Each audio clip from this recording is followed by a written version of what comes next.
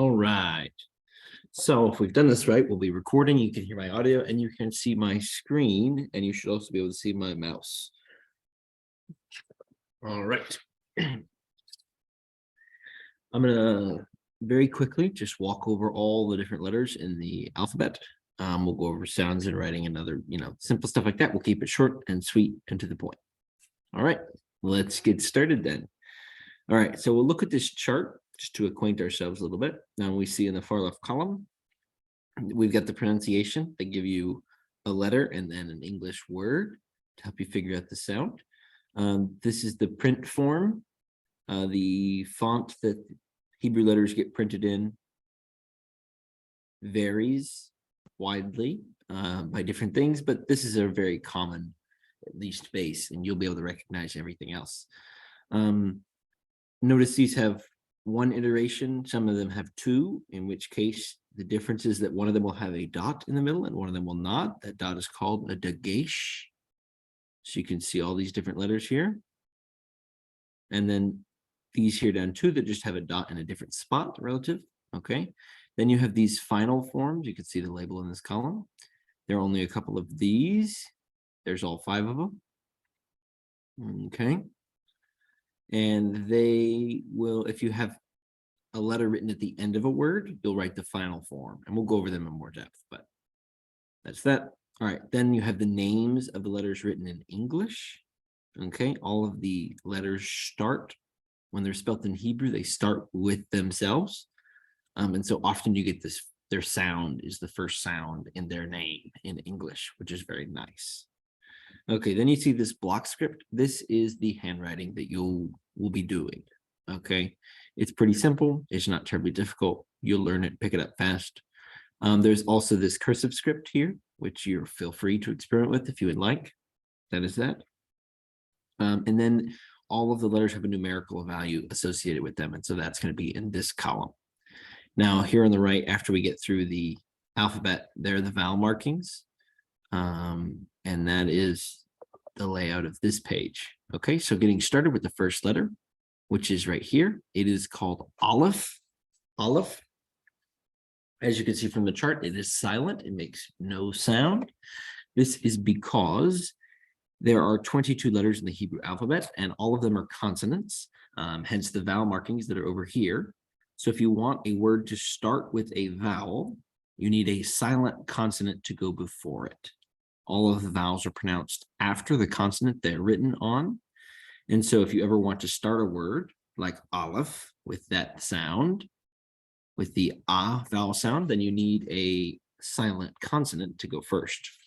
So this is it. It looks a little bit like an X, except the crossing legs on one side don't touch. They don't match. The left one is further up and the right one is further right and down. Okay, you could see the block and the script, and it has the numerical value of 1. All right, the next letter is Bet. Okay, with this dagesh in it, with the dot in it right here, it is pronounced B, B as in boy, as you see there. And without the dagesh, without the dot, it becomes V, as in vine. Okay, doesn't have a final form or anything. You could see the block script, and it has the numerical value of 2. Okay, the little stem on the base of Bet is important. You'll get to figure out which of the marks. Here, let's zoom in so we can see this. There we go. That's better. Can I get another one? Oh, I can. Look at that. Okay, so this little stem right here is going to be important. And you can see it very well in the block handwriting script, that this is, we'll go over how to write things in a different place, but this is written with 2 strokes. The first one goes across and down, and then the second stroke goes just straight across. And that will help you differentiate it from other letters. All right, the third letter is Gimel. G as in girl, Gimel. All right, this is how it's written in the block and the script. And it has the numerical value of 3. After that, we have Dalet. Dalet. D as in door. Here it is. Same thing. This is 2 strokes, one going across and one going down. That's going to be important. All right, you can see it really well here in the block script. This is very distinctly 2 strokes. All right, Dalet has the numerical value of 4. Then we have Hey. Hey is a nice soft H sound like we have in English. Here it is. You can see in the block and also in the script, it has a numerical value of 5. All right, and the fact that these 2 lines don't touch right here is important for Hey. Okay. The next letter we have is Vav. Vav, V as in vine. Here it is, pretty simple. All right, in the block, you can see it's very simple, and in the script, it is extremely simple. It is just a straight line. All right, Vav is the number 6. Next, we have Zion. Zion as in zebra. All right, so here it is. You'll notice the difference between Vav and Zion is that Zion has a diagonal stroke at the top that's on either side of its stem, whereas Vav does not. Okay, you can see it in the block very well. Okay, numerical value is 7. Next, you have Het. Het. Okay, now it is pronounced with a guttural sound that you can make in the back of your throat, very much like the more proper pronunciation of the German Bach. Bach. Okay, so you can see Het here looks a lot like Hey, except this little left leg comes all the way up and connects. And so that's why that's important to keep those separate. Again, here's the block. Has the numerical value of 8. All right, next we have Tet. Tet is a 9th letter. It has a nice easy t as in tall. All right, it's got this nice shape where it kind of bends back in on itself. You can see again the block. Very simple, easy to see. Okay, the script. Tet has the numerical value of 9. Then you have Yud. Yud is just this one little stroke. All right, it's the base building block for all of the letters. If you look at them, you can start to see they all have these little curvatures on them, as is displayed in Yud. All of the letters are basically built on Yud. You can see the start of each stroke is Yud. Okay, this gives us a nice Y sound, as in yes. Here it is in the block, and the script, very simple, and it has the numerical value of 10. All right, congratulations, pat yourself on the back, take a breath. You've just gone through 10 letters. All right, next up we have Kaf. Okay, Kaf has a couple forms. With the dot, it's K, as in kitty. Without the dot, it's K. Okay, K, like het. Now, technically speaking, a long time ago, Kaf was in your mouth, in your cheeks, and het was way back down in your throat. Most people don't worry about distinguishing the two nowadays, but that is for your information. So with the dot, it is K as in kitty. Without the dagesh, the dot here, it is Ch as in Bach. And then this is our first final form. Okay, this is the final form of Kaf. If it is the last letter in a word, it will take this form. And many of the final forms take this pattern, where basically what they do is they take the last leg off this little bottom line here that was wrapped around facing left, and they just extend it straight down. So if you took the regular form of Kaf and you straightened out that leg, that's what you would get, the final form. You can see this very well. Okay, now remembering back to Bet, which is written in 2 strokes here, where I have 1 stroke and then 2 across the bottom. All right, Kaf is written all in 1. I can go over, down, and then back left, all in 1 stroke. And it's important you write it that way, because if you accidentally make a little bit of a tail here, I'll think it's Bet, and you'll get confused. Okay, so here is those two forms, and then the final form, you can take a line right across the top and then one down. All right, and kaf has the numerical value of 20. Okay, the letters go 1 through 10, and then they start jumping in increments of 10, as you can see. So they don't just keep going 10, 11, 12, 13, 14. All right. The next letter is lamed, lamed. L, U, as in look. Here's lamed. All right. If you reach down deep in your soul and you look at lamed, it just feels and looks like it should sound that way. Okay. You can see the block script. This one looks a little bit short. There should be an extra. This guy is generally a little bit taller, as you get more like the printed one that you can see. Okay, it has the numerical value of 30. Then we have mem. Mem is the M sound, as in moon, moon. All right, here is mem.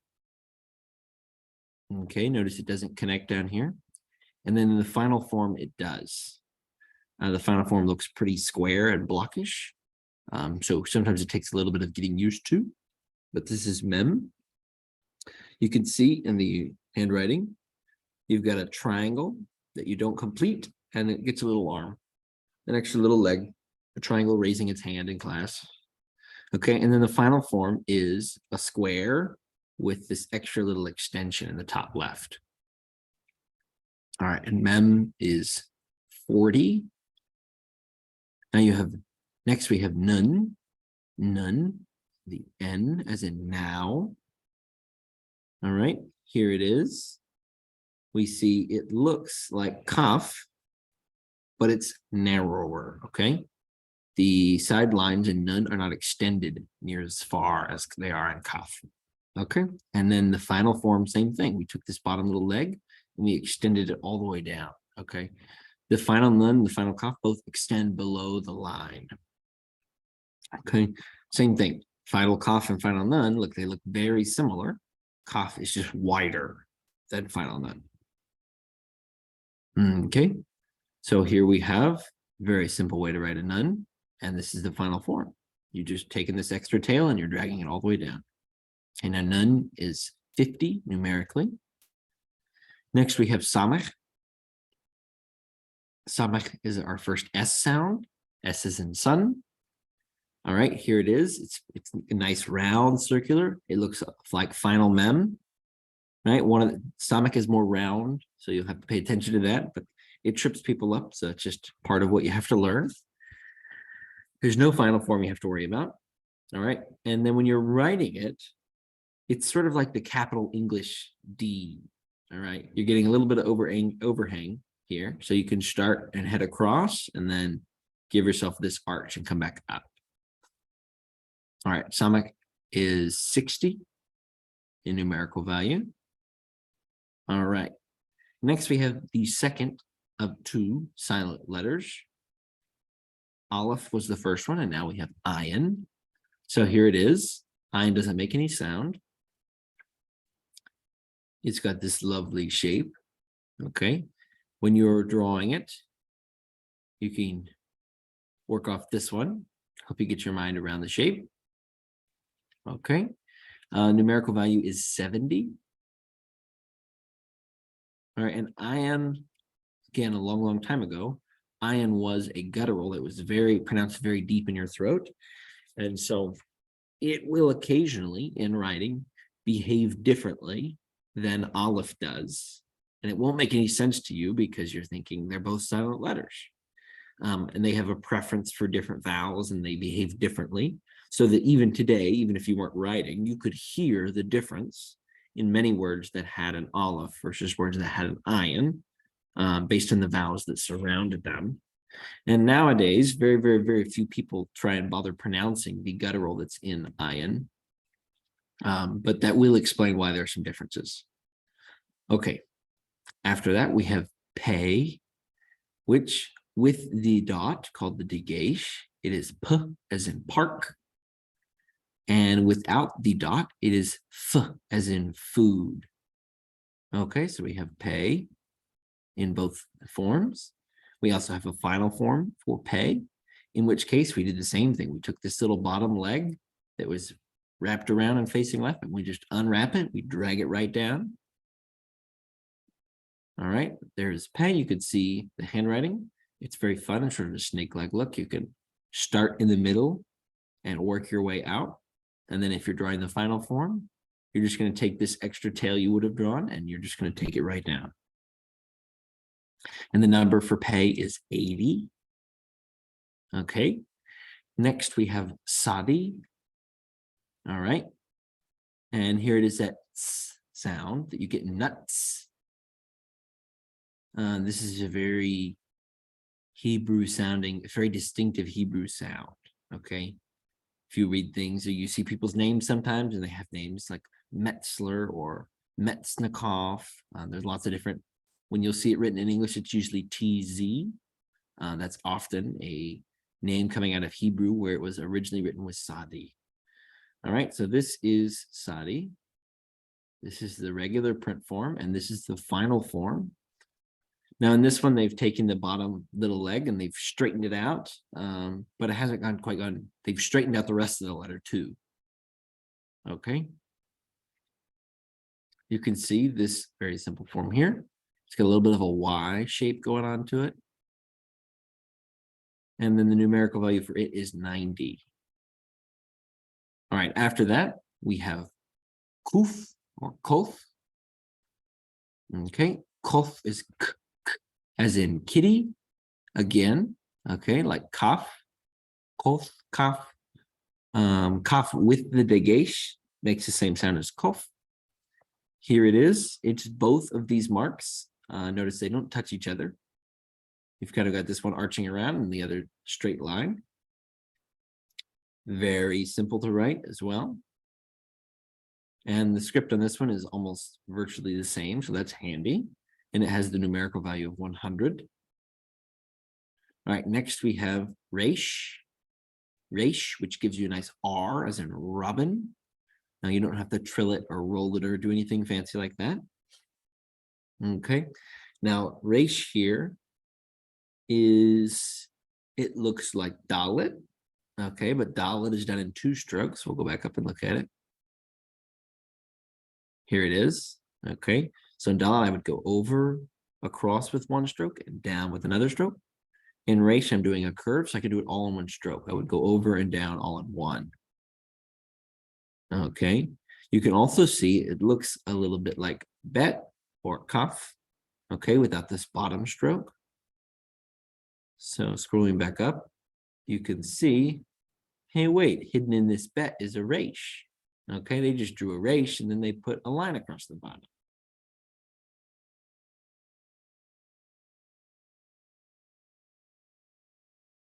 All right, so that's resh. When you can write it just like this. Again, if you give yourself any overhang, it's going to look like a dalet. Okay, don't be afraid to curve this a little more like the script, just to make it clear to yourself which one you're writing. And Resh has the numerical value of 200. Okay, you see we were counting originally by 1s and then by 10s, and then after 100 we do 200 and then another 300 and 400. Okay. All right. After that, we have these 2 letters here, which are shin and sin. Okay. And notice that the same shape. Shin and sin are both the same, but one of them has the dot on the top left little finger, and one of them has it on the top right little finger. Okay.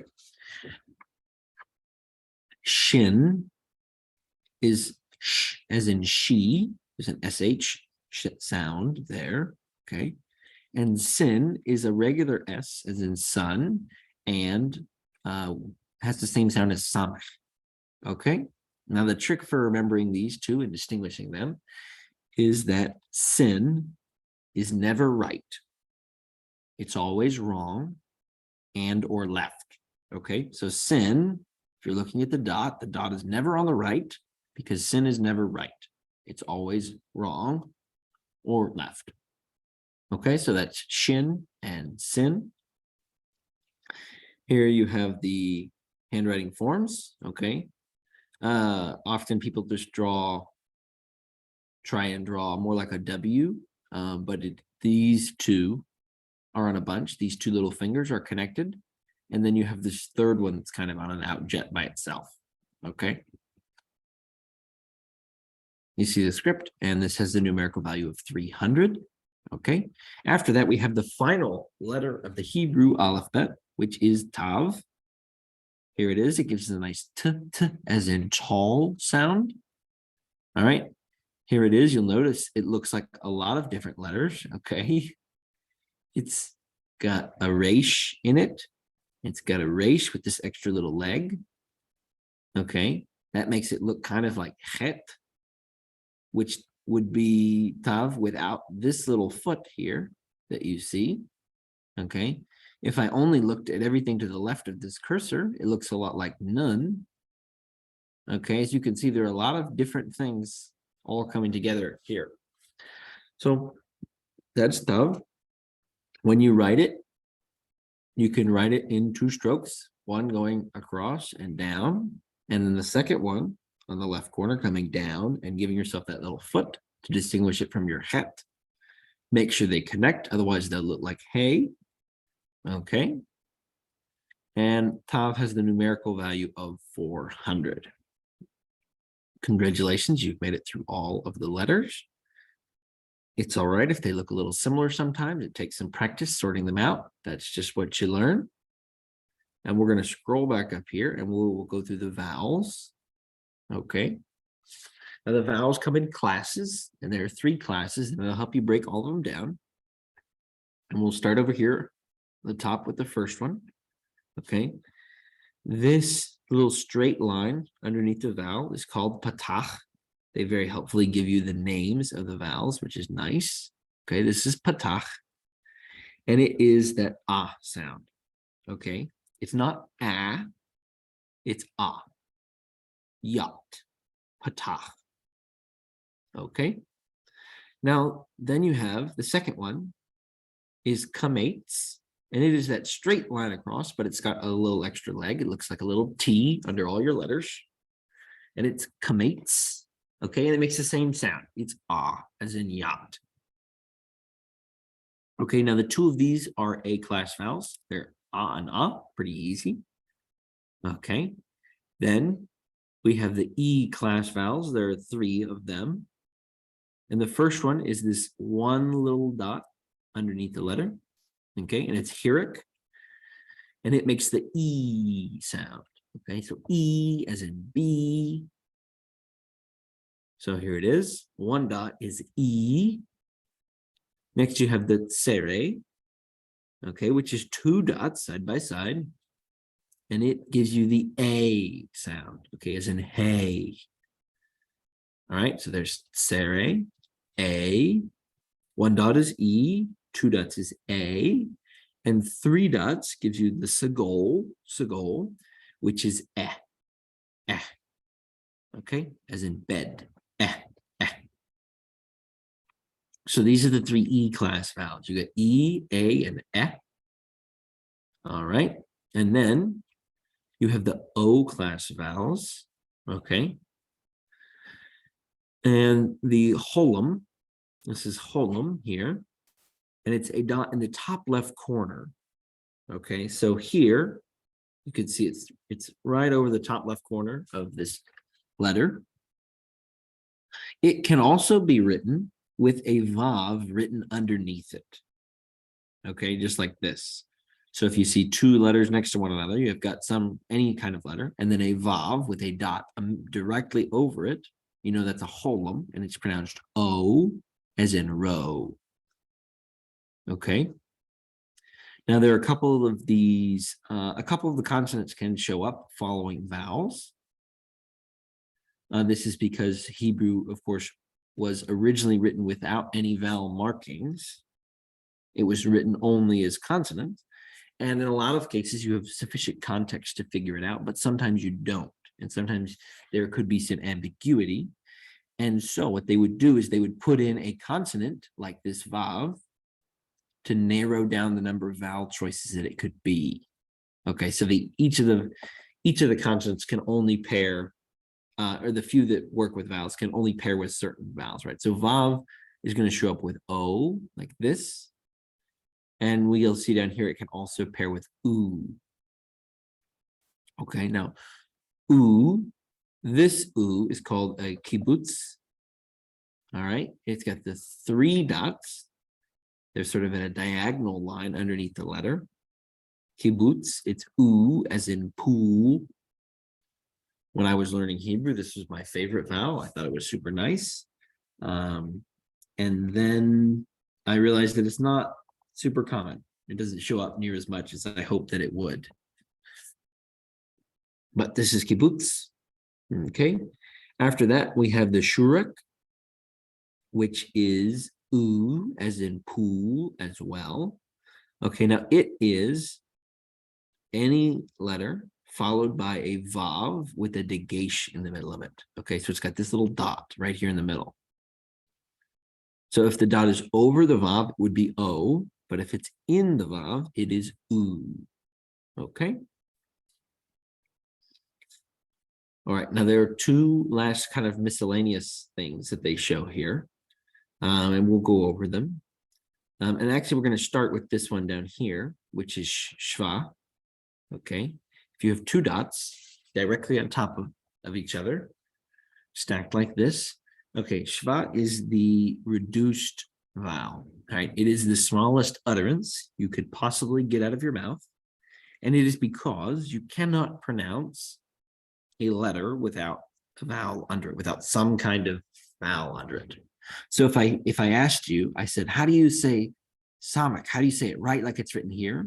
You wouldn't be able to say anything because you could.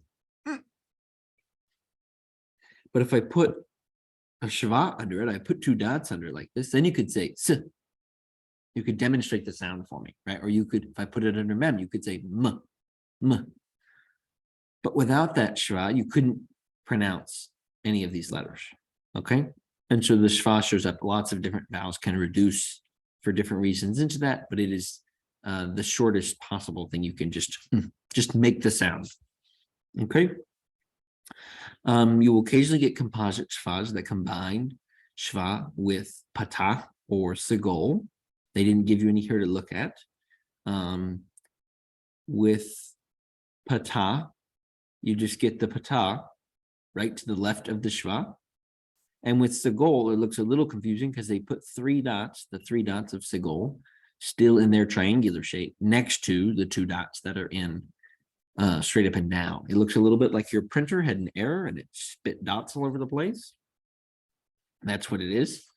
And in either of those instances, you're going to do the same thing. You're going to take a patah and you're going to make it as small as you possibly can. Or you're going to take a segol and you're going to make it as small as you possibly can. Okay, now I also throw in this so kametz hatuf. And it is a composite shva, as you can see, being comprised of a kametz and also a shva. Okay.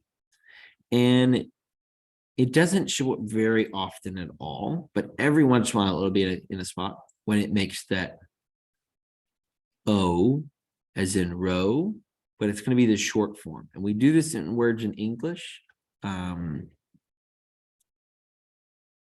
where an ah sound can become reduced, our O's. So like in the word opposed, it's not opposed, it's opposed, okay? And so sometimes you'll have something written like this, and it will have a pronunciation more like an O class, more like the O sound, but it's written and you'll be looking at the kametz and you'll try and give it a ah. Right, and so just keep that in mind. Whenever we come across it, I will describe it in more detail, but that's just a useful thing to put in your back pocket. Okay, so now I have walked through all of the letters, all 22 of them, as well as all of the vowel combinations. Okay, so there's a few other, there's dots and there's little cantillation marks, which you don't have to know anything about at all. Okay. But these are all of the sounds that you need to know. You could pick up your Bible and flip through it and look at the Hebrew, and you would know how to make the sounds for just about every word. I'd have to teach you when to use this kametz atuf over here, but other than that, you could sort through and make the sounds for all the different things that you need. All right?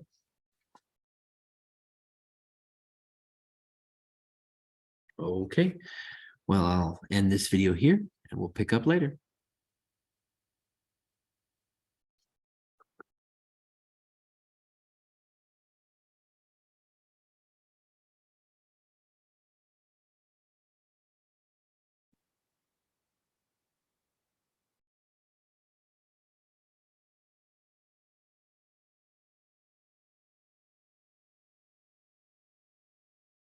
This is my paycheck.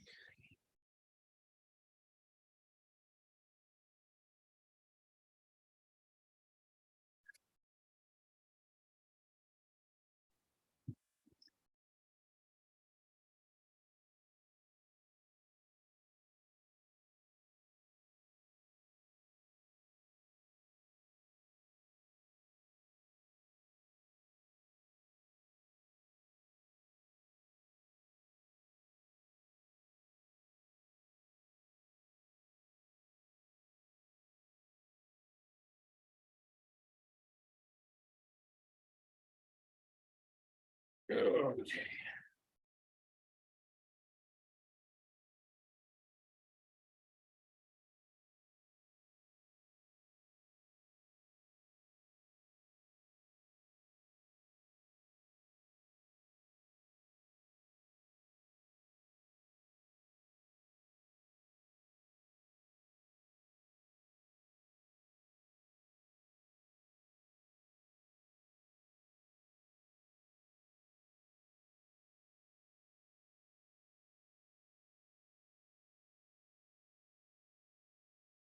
This is not the right font at all. I don't understand. This thing drives me crazy sometimes.